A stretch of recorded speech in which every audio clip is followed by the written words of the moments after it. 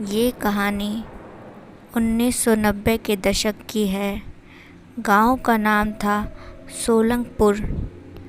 एक रोज़ की बात थी जब मुरारी रात के अंधेरे में अपने घर को लौट रहा था तो उसे बहुत देर हो चुकी थी।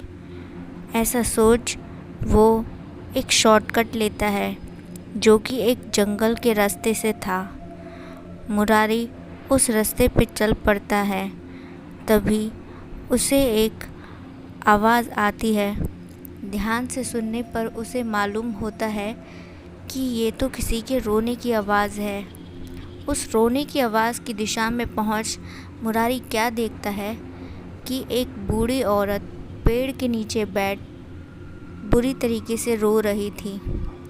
मुरारी उस बूढ़ी औरत के पास पहुंच उससे कहता है, आप यहाँ क्या कर रही हैं, वो भी इतनी रात गए। इस पर वो बूढ़ी औरत कहती है, जिसका कोई नहीं होता वो ऐसे ही रहता है बेटा। मेरे बेटा बहू ने मुझे घर से निकाल दिया। इस पर मुरारी कहता है, आप बिल्कुल भी चिंता मत कीजिए, मैं हूँ ना, आप मेरे साथ मेरे घर चलिए। बूढ़ी औरत ने कहा, क्या तुम सच में चाहते हो कि मैं तुम्हारे साथ चलूँ? तो इस पर मुरारी कहता है, हाँ हाँ, मैं चाहता हूँ कि आप मेरे साथ मेरे घर चलिए। मेरे घर में मेरी पत्नी और बच्चे हैं। तो बूढ़ी औरत खड़ी होती है और मुरारी के साथ उसके घर पहुँच जाती है।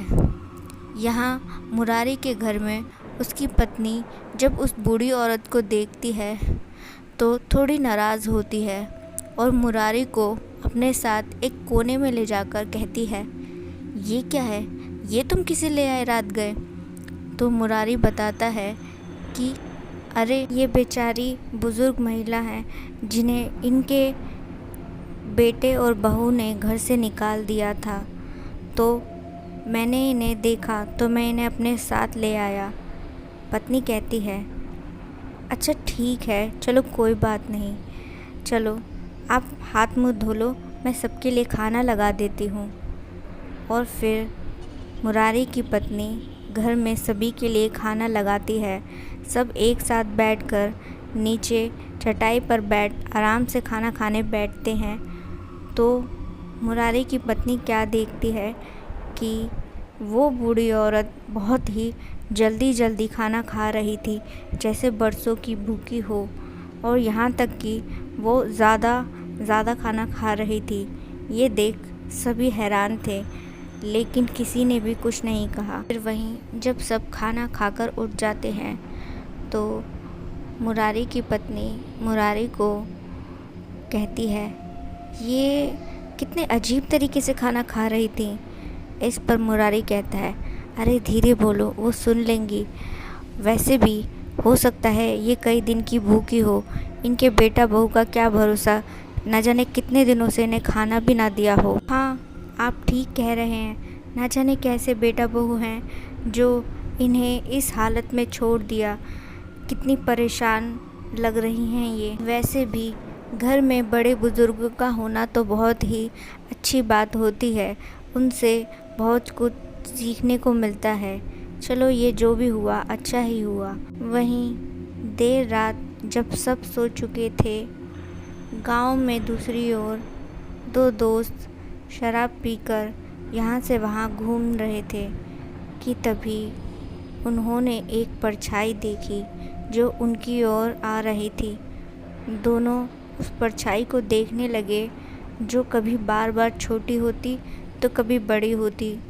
दोनों दोस्त थोड़ा घबरा से गए और एक दूसरे की ओर देखते हुए बोले, अरे किशन, तू देख रहा है ना, ये परछाई किस तरह बार बार छोटी और बड़ी हो रही है।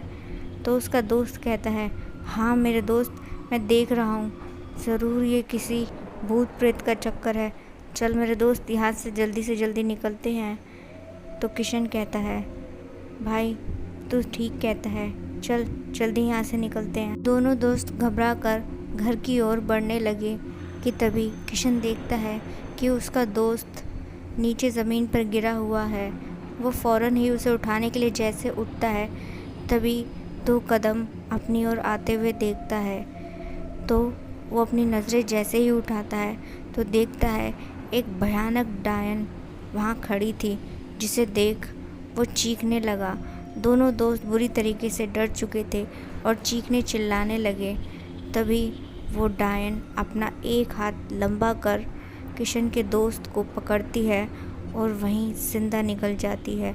ये देख किशन घबरा कर चीखें मारते हुए अपने घर की ओर दौड़ चलता है कि तभी वो डायन उसे भी पकड़ने के लिए अपना हाथ बढ़ाती है, लेकिन तब तक किशन अपने घर की ओर जा चुका था। तो वो डायन मुस्कुराकर कहती है, चिंता मत करो, तुम्हारा नंबर भी ज़रूर आएगा। वहीं अगले दिन किशन के दोस्त का जो परिवार था वो किशन के दोस्त को ढूंढते हुए उसके घर पहुंचता है।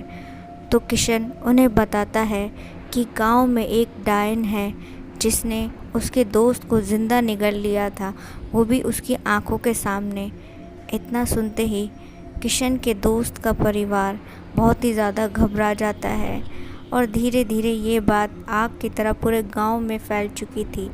तो गांव के सरपंच जी इस बात को सुन, ये तो बहुत ही मुसीबत वाली बात हो गई है, गांव के अंदर डायन, हमें जल्द से जल्द उस डायन का इंतज़ाम करना होगा।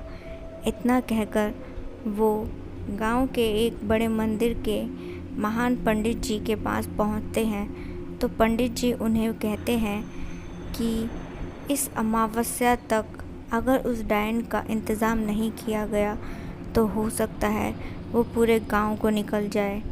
तो सरपंच जी थोड़ा घबरा गए और वो पंडित जी से कहते हैं, पंडित जी इसका कोई तो उपाय होगा।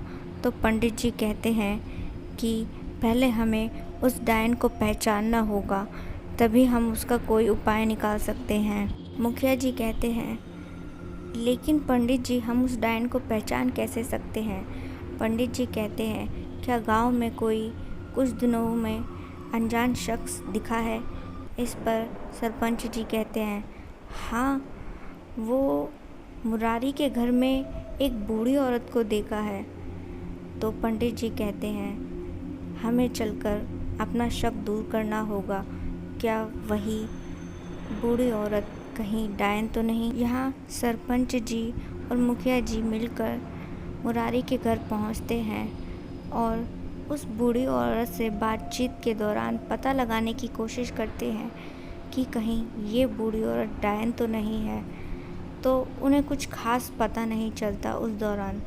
वहीं वो मुरारी को घर के बाहर लेकर जाते हैं और उसे जब ये सारी बात बताते हैं तो मुरारी कुछ गुस्सा सा हो जाता है और कहता है, ये आप क्या कह रहे हैं, वो बेचारी बूढ़ी औरत पहले से ही इतनी परेशान है और उस पर आप कह रहे हैं कि वो डायन है, ऐसा नहीं हो सकता है, आपको कोई गलतफहमी हुई होगी। सरपंच जी कहते हैं, ठीक है, तुम हमारे साथ पंडित जी के पास चलो, अब वही सब कुछ बता सकते हैं। और फिर वो सब मिलकर वापस से मंदिर में पंडित जी से मिलते हैं।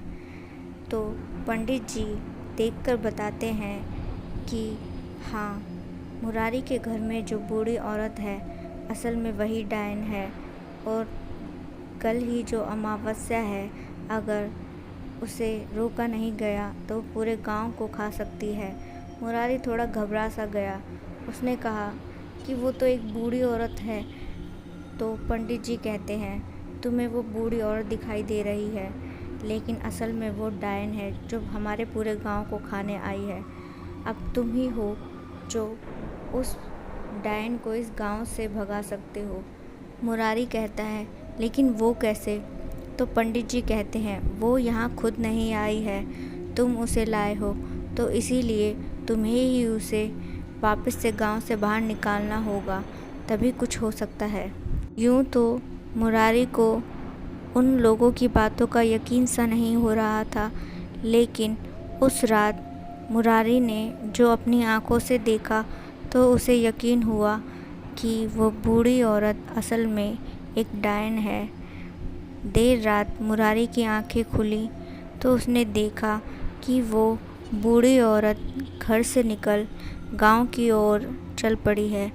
वो गांव में यहाँ वहाँ भटक रही थी कि तभी उसे एक आदमी टकराता है, तो वो उस आदमी को ज़िंदा निकल जाती है।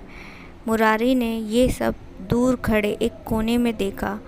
डायन को इस बात का एहसास बिल्कुल भी नहीं था कि मुरारी उसके पीछे है और वो उसका राज जान चुका है।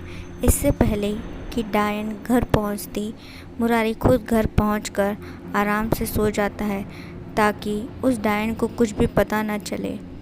वहीं अगले रोज़ मुरारी उस बूढ़ी औरत रूपी डायन से कहता है, अम्मा, मुझे गांव से बाहर चलना है, क्यों नहीं आप भी मेरे साथ चलिए। वो डायन कुछ समझ नहीं पा रही थी कि आखिर मुरारी चाह क्या रहा है, लेकिन मुरारी अपनी चिकनी चुपड़ी गोल मोल बातों में डायन को मना लेता है अपने साथ चलने के लिए।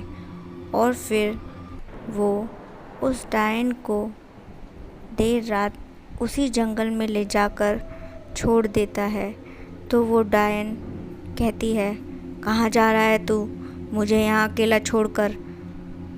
तो मुरारी डर कर पीछे मुड़ता है तो देखता है कि वो बूढ़ी औरत अब अपने असली रूप में आ चुकी थी, यानी कि डायन वाले रूप में। उसके बाल बहुत लंबे थे, आंखें चमक रही थीं, नाखून भी बहुत लंबे हो चुके थे। इस पर मुरारी कहता है, तुम डायन हो और डायन यहीं रहने लायक है, ना कि किसी गांव या घर में। तो डायन कहती है गुस्से में, अच्छा तो तू मुझे यहाँ छोड़ना चाहता है, लेकिन मैं ऐसा नहीं होने दूँगी। तुझे वापस मुझे उस गांव में लेकर जाना होगा, तभी मैं तेरी जान बख्श सकती हूँ। इस पर मुरारी कहता है, बिल्कुल भी नहीं, आज चाहे तुम मुझे मार लो, लेकिन मैं तुम्हें वापस से अपने गांव नहीं लेके जाने वाला। मैं अपनी जान तो गंवा सकता हूँ, लेकिन अपने बीवी बच्चे और अपने गांव वालों को मरता नहीं देख सकता हूँ। इस पर डायन कहती है, बहुत बोल रहा है, तुझे मैं अभी बताती हूँ। इतना सुन मुरारी थोड़ा घबरा गया और लड़खड़ाकर 2 कदम पीछे हटने लगा। तो डायन अपने लंबे लंबे नाखूनों से उसके गले को पकड़ लेती है। मुरारी खुद को छुड़ाने की कोशिश में नीचे गिर पड़ता है। ये देख डायन डरावने तरीके से हंसने और मुस्कुराने लगी कि तभी अचानक डायन देखती है कि कुछ दूर से गांव के कुछ लोग चले आ रहे थे। उन्हें देख डायन ने कहा, अच्छा तो तूने मेरा बेवकूफ़ बनाया, तू यहाँ अपने साथ उस पंडित को लेकर आया है ना, जो मुझे मार सकता है। तो मुरारी, ये तेरी गलत फहमी है, वो पंडित या गांव का कोई अलग इंसान मुझे नहीं मार सकता। मैं डायन हूँ, मुझे कोई नहीं मार सकता है। तभी वहाँ पंडित जी, सरपंच और मुखिया जी आकर अचानक से ही उस डायन पर कोई दिव्य राख छिड़कना शुरू करते हैं, जिसके बाद वो डायन चीखने और चिल्लाने लगती है और कहती है, छोड़ दो मुझे, छोड़ दो, नहीं तो मैं किसी को नहीं छोड़ूंगी। तो पंडित जी कहते हैं, तू हमें क्या नहीं छोड़ेगी, आज तो तुझे हम नहीं छोड़ेंगे। तूने हमारे गांव के लोगों को खाया है ना, देख अब तेरा हम क्या हाल करते हैं। वो डायन चीखते चिल्लाते हुए उन लोगों की आंखों में धूल झोंक वहाँ से गायब हो जाती है, जिससे मुरारी थोड़ा परेशान हो गया। तो पंडित जी समझाते हुए कहते हैं, मुरारी तुम चिंता मत करो, आज के बाद वो डायन फिर कभी हमारे गांव की ओर नहीं देखेगी, और जो कभी उसने देखने की कोशिश की तो हम उसका इससे भी बदतर हाल करेंगे। अब किसी को चिंता की कोई ज़रूरत नहीं है। और फिर वो सभी मिलकर जंगल से होते हुए वापस गांव में पहुंच जाते हैं। अगर आप लोगों को horror stories Hindi with Sujata Sood के चैनल की ये कहानियाँ अच्छी लग रही हों तो वीडियो को लाइक ज़रूर कीजिएगा और चैनल को जल्दी से सब्सक्राइब कर लीजिए, क्योंकि हम इस पर ऐसी ही अच्छी और डरावनी कहानियाँ हर रोज़ लाते रहेंगे। ये जो कहानी है, ये एक कहानी भूतिया गुड़िया की है, जो कि गंगापुर गांव में काशीनाथ के परिवार में घटी एक रोज़ की बात थी। काशीनाथ जब काम से घर लौट रहा था तो उसने रास्ते के बीचों बीच एक गुड़िया को पड़े देखा। वो हैरान हुआ कि ये गुड़िया यहाँ कौन छोड़ गया है। वो जैसे ही उस गुड़िया के पास जाता है तो देखता है कि वो गुड़िया बहुत ही प्यारी और सुंदर है, जिसने दुल्हन का जोड़ा पहना था। काशीनाथ को लगता है कि क्यों नहीं इस गुड़िया को ले जाकर अपनी बेटी को दिया जाए तो वो बहुत खुश होगी। ऐसा ही सोच काशीनाथ उस गुड़िया को अपने घर लेकर पहुंचता है और सीधे ले जाकर अपनी बेटी के हाथ में दे देता है। तो उसकी बेटी कहती है, ये तो बहुत ही सुंदर है, आपको कहाँ से मिली? इस पर काशीनाथ कहता है, बेटा ये सब छोड़ो, तुम बस इससे खेलो और खुश रहो। काशीनाथ की बेटी बड़ी ही खुश थी उस गुड़िया को देखकर। वो दिखने में बड़ी ही प्यारी लग रही थी। वो उसे ले जाकर खेलने लगी। वहीं काशीनाथ की पत्नी कहती हैं, ये आपको कहाँ से मिली? तो इस पर काशीनाथ कहता है, अरे रास्ते के बीचों बीच पड़ी थी तो मैंने सोचा अपनी गुड़िया के लिए एक गुड़िया ले आओ। इस पर काशीनाथ की पत्नी कहती है, क्या रास्ते के बीच में? आपको रास्ते की चीज़ें नहीं उठानी चाहिए। इस पर काशीनाथ कहता है, अरे तुम भी बड़ी ही वहमी हो, तुम चिंता मत करो, कुछ नहीं है। काशीनाथ की पत्नी उनके आगे ज़्यादा कुछ नहीं बोलती थी, इसीलिए काशीनाथ के कहने पर वो वहीं चुप हो गई और सभी के लिए खाना तैयार करने लगी। काशीनाथ की बेटी उस गुड़िया के साथ बहुत ही खुश थी और खेलकर उसे बहुत ही मज़ा आ रहा था। और फिर इस तरह काशीनाथ की बेटी उस गुड़िया के साथ दिन रात खेलने में लगी रहती थी और घर के बाहर बच्चों के साथ खेलना भी बंद कर दिया था। तो उसकी माँ ये सब देख थोड़ा नाराज़ होती है तो अपनी बेटी से कहती है, बेटा ये सब क्या है? तुम्हारी सहेलियाँ तुम्हें बुलाती हैं और तुम बाहर खेलने क्यों नहीं जाती हो? तो इस पर उसकी बेटी कहती है, माँ मुझे तो सिर्फ इस गुड़िया के साथ ही खेलना है, मुझे किसी और के साथ नहीं खेलना, ये सबसे अच्छी है। तो उसकी माँ वो गुड़िया लेकर रख देती है, जिससे उसकी बेटी थोड़ा नाराज़ हो जाती है। और फिर जब काशीनाथ काम से घर लौटता है तो वो अपने पति को बताती हैं कि आपकी बेटी पूरा दिन इस गुड़िया के साथ खेलती रहती है, ना पढ़ाई लिखाई ना सहेलियों के साथ बाहर निकलना, कुछ नहीं, बस एक जगह बैठकर इसी के साथ खेलती रहती है। और यहाँ तक कि वो तो कहती है कि मेरी गुड़िया मुझसे बातें भी करती है। काशीनाथ कहता है, अरे इसमें क्या बड़ी बात है, बच्चे ऐसे ही होते हैं, अपनी ही कल्पनाओं में घिरे रहते हैं, कोई बड़ी बात नहीं है, नया खिलौना है, कुछ दिन लगातार खेलेगी फिर अपना आप ही बोर होकर बाकी कामों में वापस से मन लगाने लगेगी, इसमें कोई बड़ी बात नहीं है। इस पर काशीनाथ की पत्नी भी सोचती है कि उनके पति ठीक ही कह रहे हैं। और फिर वहीं एक रोज़ जब काशीनाथ की बेटी अपनी गुड़िया के साथ खेल रही थी कि तभी उसकी माँ आती है तो देखती है कि घर में सारा सामान यहाँ वहाँ बिखरा हुआ है। तो काशीनाथ की पत्नी अपनी बेटी को बहुत डांटती है और कहती है, तुमने ये सब क्या किया, इतनी गंदगी क्यों मचा रखी है? इस पर उनकी बेटी कहती हैं कि ये सब मैंने नहीं किया है, ये तो मेरी गुड़िया ने किया है। तो काशीनाथ की पत्नी अपनी बेटी को और ज़ोर से डांटते हुए कहती है, तुम्हारा दिमाग ख़राब है और तुम झूठ कब से बोलने लगी? काशीनाथ की बेटी अपनी माँ से कहती है, नहीं माँ, मैं सच कह रही हूँ, ये तो सब मेरी गुड़िया ने किया है, मैंने इसे बहुत मना किया लेकिन इसने मेरी बात सुनी ही नहीं।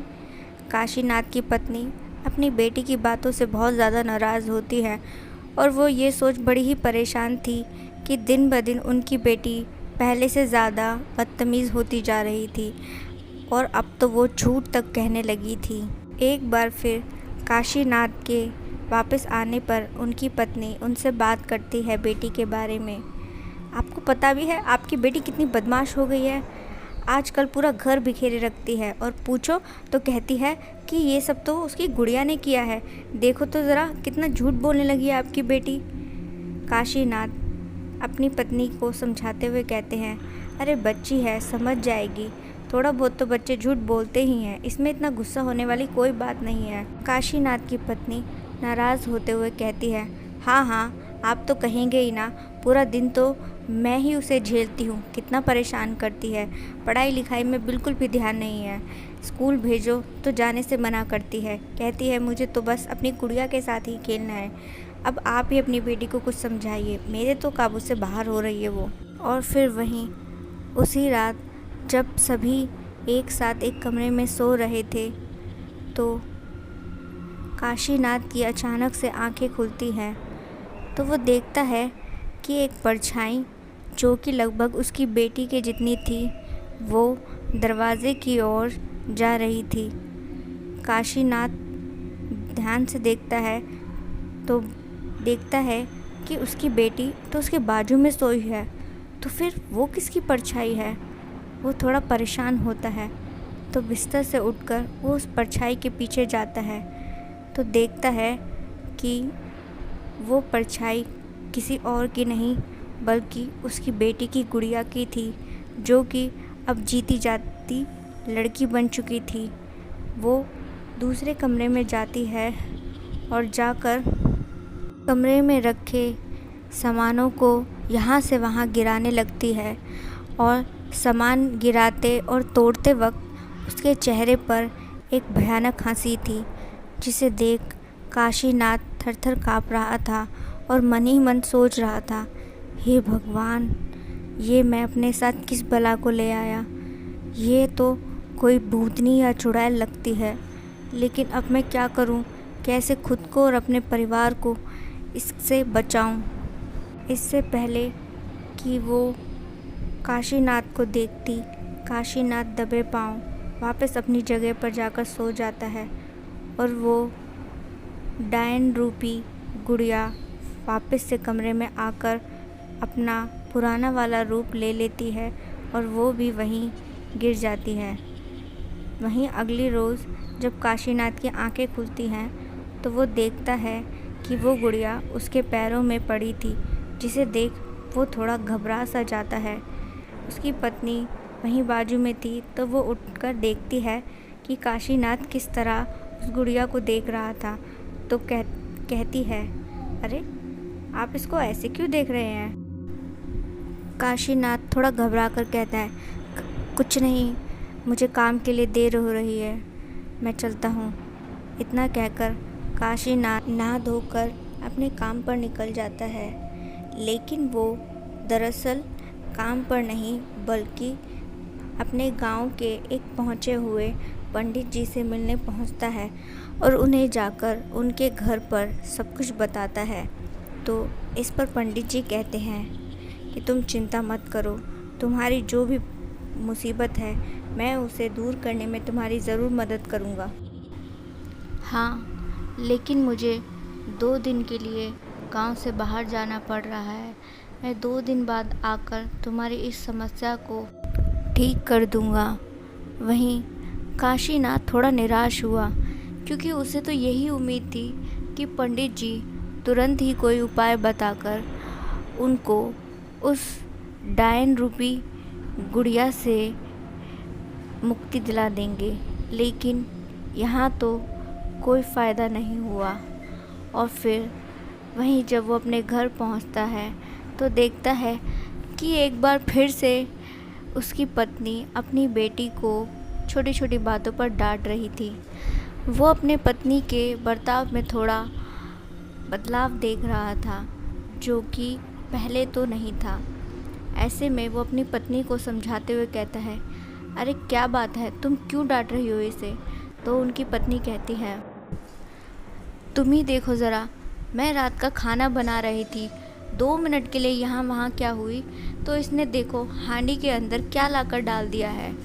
बेटी अपने पिताजी से कहती है, नहीं पिताजी, मैंने ऐसा कुछ नहीं किया है, ये तो मेरी गुड़िया ने किया है, मैंने इसे बहुत मना किया लेकिन ये मेरी मानती ही नहीं है। तो फिर से काशीनाथ की पत्नी अपनी बेटी को गुस्से से देखती है तो काशीनाथ कहता है कि अच्छा चलो सब ये सब छोड़ो, मैं हम सभी के लिए गर्मा गर्म समोसे और कचौरी लाया हूँ, हम वही खाकर आज पेट पूजा कर लेते हैं। तो काशीनाथ की पत्नी बोलती है, आपको ये सब लाने की क्या ज़रूरत थी, मैं घर में खाना दोबारा बना लेती। तो काशीनाथ कहता है, कभी कभार बाहर का खाना खाने में कोई आपत्ति नहीं होती। और फिर वहीं सभी लोग खा पी कर आराम से सो जाते हैं। लेकिन यहाँ काशीनाथ को अभी भी नींद नहीं आ रही थी। वो उस गुड़िया रूपी डायन के लिए अभी भी बहुत परेशान था। वो समझ नहीं पा रहा था कि आखिर वो अपने परिवार को और खुद को उस डायन रूपी गुड़िया से कैसे छुटकारा दिलाए। अब तो पंडित जी भी 2 दिन के लिए गांव से बाहर गए हैं, न जाने वो उनका क्या हल करेगी। और फिर इसी चिंता में काशीनाथ को नींद आ जाती है। वहीं घर के अंदर कुछ आवाज़ें सुन एक बार फिर काशीनाथ की नींद खुलती है तो वो उस गुड़िया को अपने पैरों के पास बैठा देखता है। वो थोड़ा घबरा जाता है। तभी वो गुड़िया अचानक से अपने भयानक और डरावने असली रूप में आ जाती है, जो कि कुछ 10 से 12 साल की एक बच्ची का रूप था। उसकी हंसी बहुत ही डरावनी थी, बहुत ही भयानक, जिसे देख काशीनाथ थोड़ा घबरा रहा था कि तभी बाजू में सो रही उसकी बेटी का हाथ उसके ऊपर आता है तो वो उसकी साइड देखने लगता है, जिसकी वजह से उसका ध्यान इधर उधर हो जाता है। और जब वो दोबारा वापस सामने देखता है तो वो गुड़िया वापस से गुड़िया ही बनकर उसके पैरों में पड़ी थी। वो इसी डर में एक बार फिर सो जाता है। और फिर वहीं अगले दिन वो फिर से पंडित जी के घर जाता है तो देखता है कि पंडित जी अगले ही दिन लौट आए हैं। तो वो पंडित जी से कहता है, आप तो 2 दिन का कह के गए थे और आप तो 1 दिन में ही आ गए।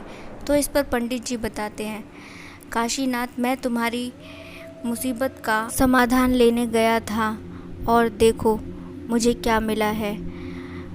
पंडित जी के हाथ में हनुमान चालीसा थी। तो इस पर काशीनाथ कहता है, ये तो हनुमान चालीसा है, इससे क्या होगा। तो पंडित जी कहते हैं, वो बुरी आत्मा इसको सुनकर तुम्हारा घर और ज़िंदगी दोनों छोड़कर भाग जाएगी, तुम चिंता मत करो।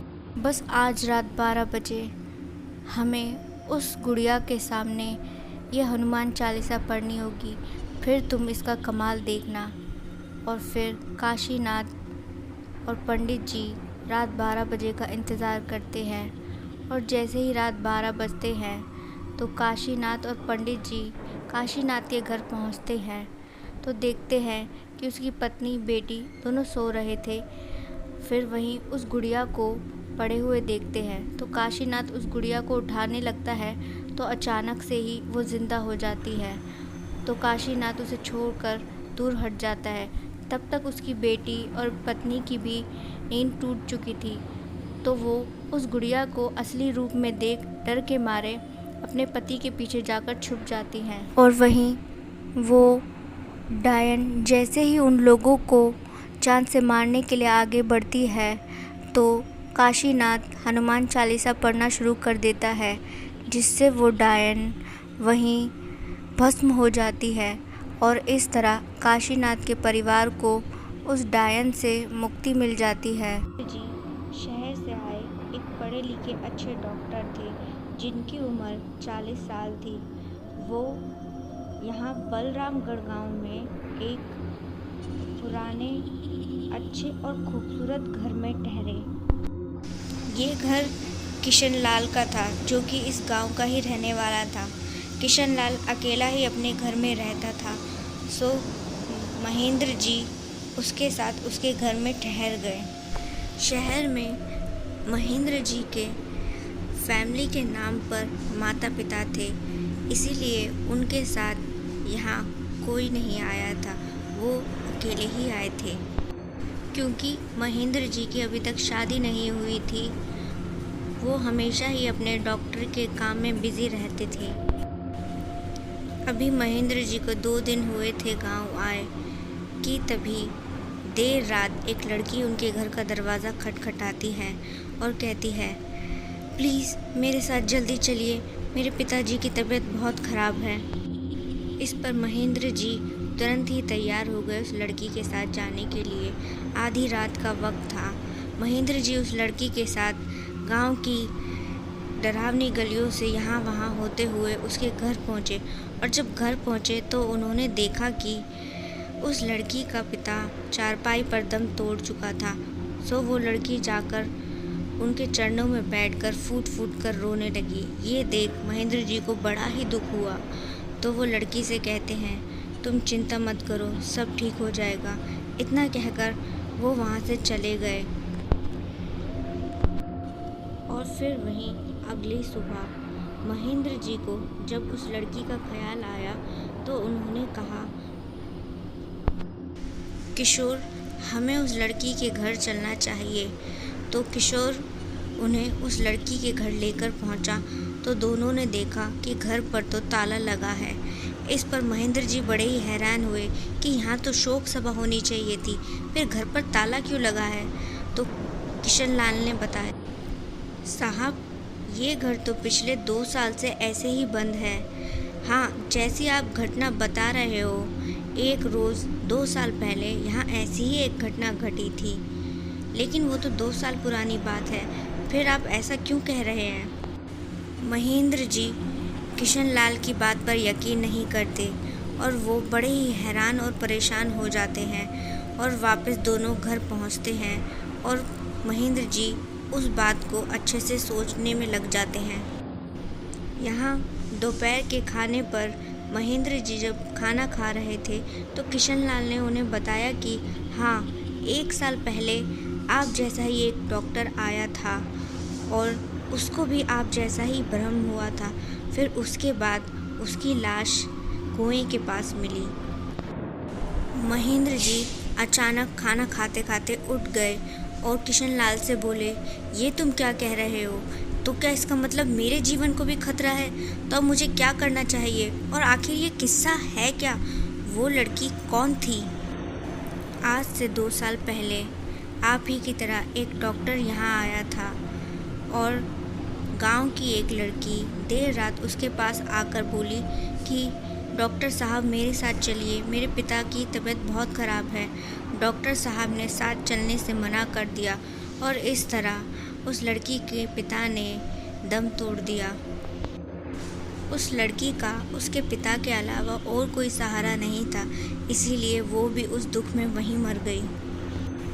और फिर उसके बाद जब भी यहाँ कोई डॉक्टर आया तो उसको वैसा ही वहम हुआ और फिर अगली दफ़ा उसकी लाश कुएं के पास मिलती। महेंद्र जी बहुत ज़्यादा डर गए थे। वो अपने जीवन को बचाने की कोशिश में कहते हैं, तो किशन लाल, अब मुझे क्या करना चाहिए। साहब जी, हमारे यहाँ एक तांत्रिक बाबा है, मैं आपको उनके पास लेकर चलता हूँ। वही बताएंगे कि अब आपको आगे क्या करना चाहिए। किशन लाल महेंद्र जी को अपने साथ एक टूटे फूटे मकान में लेकर पहुंचा। वही अघोरी बाबा का डेरा था। अघोरी बाबा जो कि 2 महीने पहले ही इस गांव में रहने आए हैं, वो जानते थे कि इस गांव में एक लड़की और उसके बूढ़े पिता की आत्मा भटक रही है। ऐसा उन्होंने गांव वालों को बताया कि इस गांव पर बड़ी मुसीबत आ सकती है उनकी वजह से, लेकिन गांव वालों ने अघोरी बाबा की बातों पर ज़रा भी ध्यान नहीं दिया और उनकी बातों को बेकार की बात समझ छोड़ दिया। महेंद्र जी सीधा जाकर अघोरी बाबा के चरणों में पड़ गए और उन्हें अपनी समस्या बताई। तो इस पर अघोरी बाबा ने कहा, बच्चा, चिंता मत करो, मैं पहले से ही सब जानता हूँ, इसीलिए तुम्हें बस अब एक काम करना होगा जो कि सबसे ज़रूरी काम है। और इसमें हम तुम्हारा साथ ज़रूर देंगे। महेंद्र जी ने कहा, कहिए बाबा, मुझे क्या करना होगा? मैं अपनी ज़िंदगी की खातिर कुछ भी कर सकता हूँ। इस पर अघोरी बाबा ने कहा, तुम्हें उन दोनों भटकती आत्माओं को मुक्ति दिलानी होगी और तभी तुम्हें उनसे छुटकारा मिल सकता है। महेंद्र जी बोले, मुक्ति? मैं उन्हें किस तरह मुक्ति दिला सकता हूँ? आप मुझे बताइए।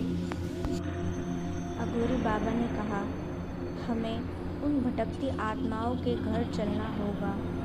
जो भी कुछ है अब वहीं हो सकता है। जब तक वो तीनों उन भटकती आत्माओं के घर पहुँचे, बहुत ही अंधेरा हो चुका था। ताला तोड़ वो घर के अंदर पहुँचते हैं।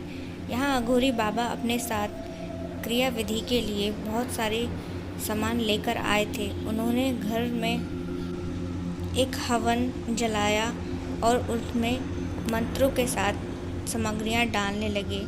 इसी के साथ उन्होंने महेंद्र से कहा कि वो आत्माएं खुद मुक्त होना नहीं चाहती हैं, इसीलिए वो यहाँ आएंगी और हम लोगों को रोकने की कोशिश करेंगी।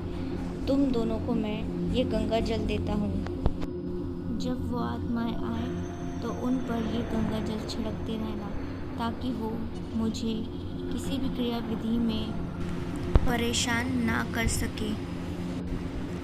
यहाँ जैसे ही अघोरी बाबा ने अपनी क्रिया साधना शुरू की ताकि वो उन दोनों परेशान आत्माओं को मुक्ति दिला सके उस गांव से, कि तभी वो दोनों आत्माएं आकर उन्हें वहाँ परेशान करने लगी। तो महेंद्र जी और किशन लाल लगातार उन आत्माओं पर गंगा जल छिड़कते रहे ताकि वो अघोरी बाबा को परेशान ना कर सके। और यूं ही करते कराते आखिरकार अघोरी बाबा अपने काम में कामयाब रहे और उन दोनों आत्माओं को जल्द ही मुक्ति मिल गई, जिसके लिए महेंद्र जी ने और किशन लाल ने अघोरी बाबा का बहुत ही शुक्रिया अदा किया। तो इस पर अघोरी बाबा ने कहा, ये तो मेरा काम था, इसमें शुक्रिया कैसा? चलो बच्चा, अब मैं चलता हूँ। रामकिशन जी की है। रामकिशन जी अपने पूरे परिवार के साथ पूरे 3 साल बाद अपने गांव बसंतपुर जा रहे थे। रामकिशन जी के बेटे ने महीने भर पहले ही एक गाड़ी खरीदी थी। सब ने सोचा काफ़ी दिन हो गए हैं तो गांव चलकर आया जाए। चलो चलकर गांव में सबसे मिलकर आते हैं। रामकिशन जी अपने बेटे के साथ आगे बैठे थे। रामकिशन जी ने कहा, बेटा, आगे बलबीर सिंह का ढाबा है, वहाँ रोक लेना, सभी कुछ खा लेंगे। काफ़ी देर से किसी ने भी कुछ नहीं खाया है। बेटे ने हाँ में सर हिला दिया और जब बलबीर सिंह का ढाबा आया तो तुरंत ही वहाँ गाड़ी रोक दी और सब गाड़ी से उतर ढाबे में पहुँचे। उस ढाबे में टेबल और कुर्सियाँ पड़ी थी। सभी जगह देख बैठ गए कि तभी एक वेटर वहाँ आया और रामकिशन जी की ओर देख उनसे ऑर्डर लेने लगा। तो रामकिशन जी ने परिवार के पसंद के हिसाब से खाना बता दिया। तभी जाते हुए वेटर को रोक रामकिशन जी ने ढाबे में देखकर कहा, पहले तो यहाँ बहुत रौनक रहती थी, आज क्या हुआ? आज तो हमारे सिवा यहाँ कोई भी नहीं है। इस पर वेटर ने कहा, कुछ ही रोज पहले बलबीर सिंह जी के देहांत हो गया, तो अब यह जगह उनका बेटा संभाल रहा है, जिसको बिल्कुल भी इंटरेस्ट नहीं है ढाबा संभालने में। तो इसीलिए ढाबे का ऐसा हाल है। बलबीर सिंह जी की पत्नी का भी बुरा हाल है। इस पर रामकिशन जी ने दया भाव में कहा, उनसे कहना चिंता ना करें, सब ठीक हो जाएगा। और फिर वेटर चला गया और कुछ ही देर में उन सभी के लिए खाना ले आया।